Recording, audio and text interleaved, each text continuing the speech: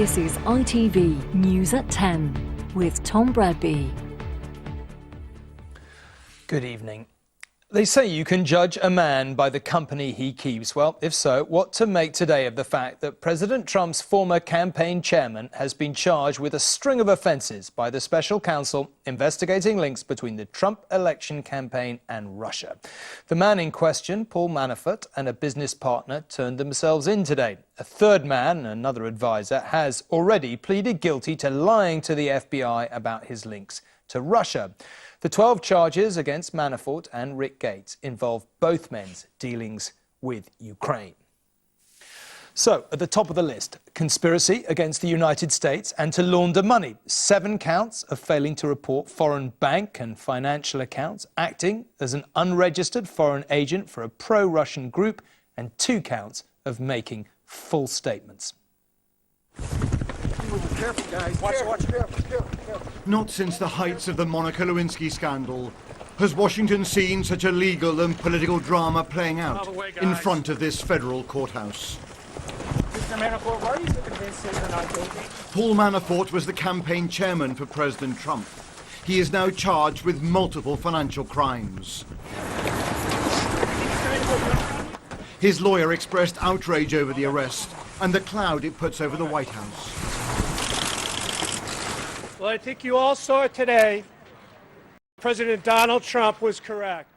There is no evidence that Mr. Manafort or the Trump campaign colluded with the Russian government.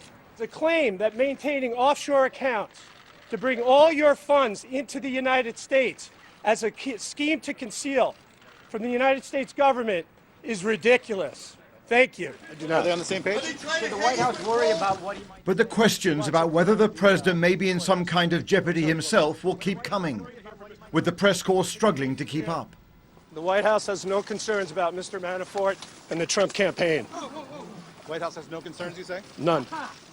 Manafort was the strategist who guided candidate Donald Trump through the politically tumultuous summer months of 2016. I've always found Paul Manafort to be a very decent man. And he's like a lot of other people, probably makes consultant fees from all over the place. Manafort left the campaign because of his murky business connections. Also arrested and charged today was Rick Gates, another man who worked on the Trump campaign and the White House transition. To all of this, Trump is trying to keep his distance, saying the charges predate his presidential bid.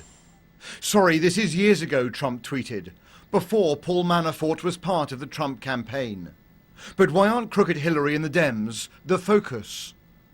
And in a second tweet he added, using capital letters, also, there is no collusion. That counterattack was backed up a short time ago by the White House press secretary. There's clear evidence of the Clinton campaign colluding with Russian intelligence to spread disinformation and smear the president to influence the election. We've been saying from day one there's been no evidence of Trump-Russia collusion, and nothing in the indictment today changes that at all. But that key denial may be undermined by a new and dangerous development for the president.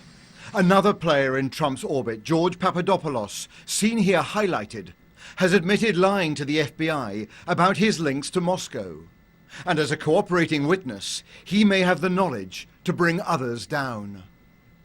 It's possible Mueller will next focus on General Mike Flynn, a former national security advisor who has long had links with senior Russians.